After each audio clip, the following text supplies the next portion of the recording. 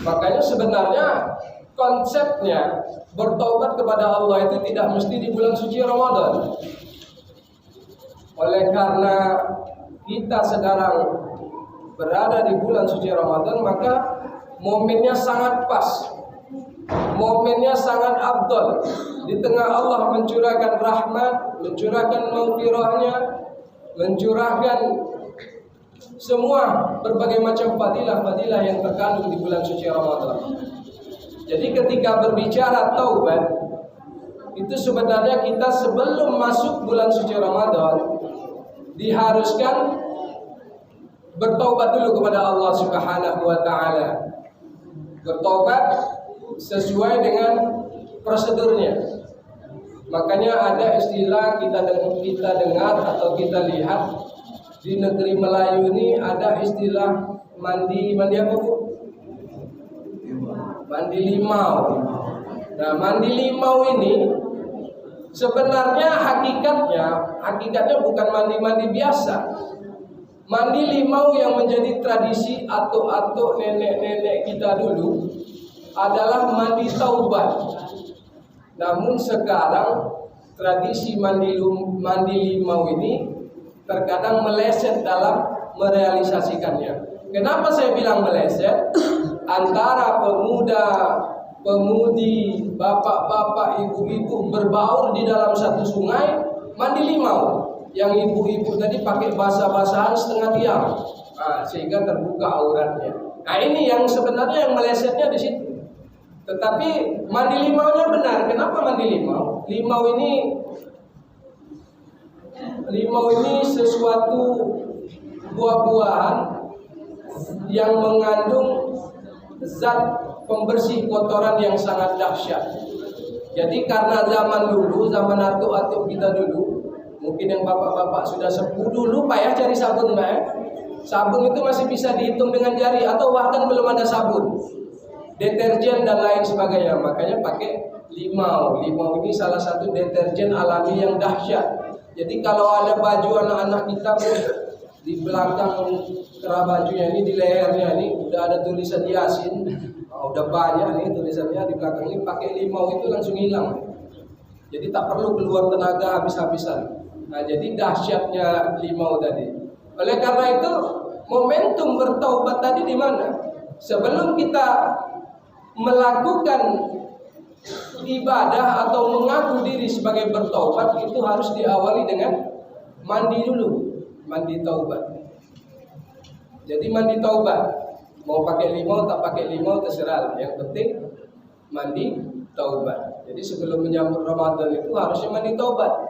Bagi kita yang sampai sekarang belum mandi taubat, untuk segeralah mandi taubat. Karena sesungguhnya kita ini tidak pernah lepas dan tidak pernah luput dari kesalahan.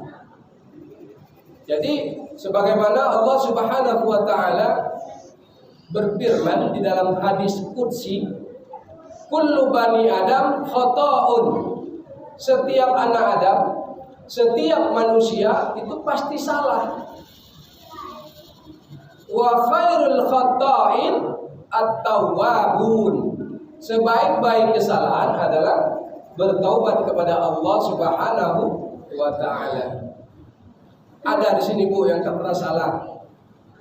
Ada Bu? Ada yang merasa tak pernah salah? Kita ini kemungkinan terbesar dalam setiap gerak-gerik pasti ada yang salah. Dalam setiap tatap muka dengan saudara, tetangga dan lain sebagainya pasti membuat kesalahan, baik secara disengaja maupun tidak disengaja. Makanya konsep di dalam momentum bertaubat di bulan suci Ramadan, yang pertama harus kita lakukan mandi taubat. Nawaitu ghusla taubatan lillahi ta'ala. Sengaja aku mandi taubat karena Allah Ta'ala. Mandi taubat. Pertama siram bagian kaki kanan sampai ke atas pinggang. Kemudian siram bagian dari kaki kiri sampai ke atas pinggang sampai ke bahu. Maaf ya, sampai ke bahu. Nah, untuk yang ketiga, siraman yang ketiga baru dari atas kepala sampai ke seluruh tubuh, membasahi seluruh tubuh. Jadi tidak perlu kita mandi itu sampai menghabiskan 1 gentong, tidak perlu. Jadi apalagi Dumai susah air sekarang, dimana sumber-sumber air banyak kering. Nah, jadi cukup siram 3. Yang pertama bagian sebelah kanan dari kaki dulu Bu, biar angin-anginnya keluar lewat kepala. Kalau langsung ke kepala itu biasanya kalau orang tak tidur sama sekali, tahu-tahu pagi dia langsung mandi nyiram kepala langsung, itu kemungkinan terbesar orang itu akan terserang stroke. Karena angin tak keluar, pembuluh darah tertutup langsung oleh air. Badan yang tidak tidur itu suhunya panas. Begitu disiram air, maka udara di dalam tubuh tadi memberontak sehingga menyebabkan pecahnya pembuluh darah. Itu istilahnya orang medis lah lebih tahu. Tetapi berdasarkan banyak kejadian seperti itu. Setelah mandi bertobat baru kita melaksanakan sholat taubat. Dan mandi taubat, sholat taubat ini pengampunan dosa kita terhadap Allah Subhanahu wa Ta'ala. Untuk kita sesama manusia, tetap kita harus saling meminta maaf, saling memaafkan terhadap satu sama lain. Nah, ini kadang-kadang tradisi kita ini terbalik. Begitu nyambut Ramadan tak ada salam-salaman, tak minta maaf. Jadi begitu sudah 1 Syawal, masuk Idul Fitri, Lebaran barulah sibuk minta maaf. Nah, jadi sayang momentum di bulan suci Ramadan, momentum taubat di bulan suci Ramadan terlewatkan. Jadi wa khairul khata'in, sebaik-baik kesalahan. Jadi kalau berbuat salah itu ada kesalahan terbaik. Apa itu kesalahan terbaik? At-tawwabun, yaitu bertobat, menyesali perbuatan kepada Allah Subhanahu wa Ta'ala. Bertobat atas segala dosa yang kita lakukan.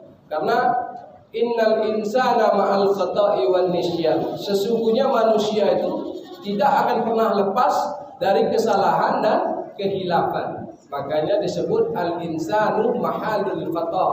Manusia itu tempatnya salah, manusia itu tempatnya hilaf.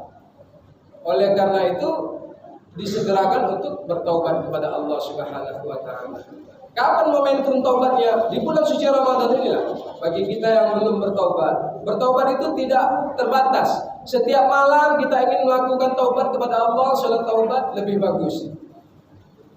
Tapi benar-benar taubatan nasuha, taubat yang benar-benar murni mengharap pengampunan dari Allah Subhanahu wa Ta'ala, dengan berjanji kepada diri sendiri tidak mengulangi kesalahan-kesalahan yang sama. Jadi jangan hari ini kita misalnya terjerumus ke dalam suatu maksiat, mabuk-mabukan, kemudian besok bertobat. Nah, besok diulangi lagi. Itu artinya ketika di dalam dirinya tidak ada berjanji kepada Allah untuk tidak mengulangi kesalahan tersebut, itu namanya bukan taubatan nasuha, tapi taubatnya istilah sering kita dengar taubat sambal. Dan taubat sambal ini bahaya, ini terkesan mempermainkan Allah Subhanahu wa Ta'ala. Jadi setelah bertobat kepada Allah, barulah kita memohon maaf terhadap sesama manusia. Karena dosa kita hablum minan nas ini tidak akan diampuni oleh Allah sampai kita meminta maaf kepada orang yang terkait, orang-orang yang pernah kita sakiti, orang-orang yang pernah kita zolimi, orang-orang yang pernah kita korupsi, orang-orang yang pernah kita buat salah terhadapnya. Jadi begitu taubat, seperti koruptor itu tidak cukup dengan hanya bertaubat. Taubatan nasuha tidak cukup. Kalau dia koruptor 1 miliar, itu bertobat. Setelah bertobat, balikkan duit 1 miliar, baru sah, baru diterima taubatnya. Karena kezaliman dia tidak hanya kepada Allah, tetapi terhadap umat. Jadi harus dibalikkan dulu hasil korupsinya, baru dia taubatnya bisa diterima oleh Allah Subhanahu wa Ta'ala.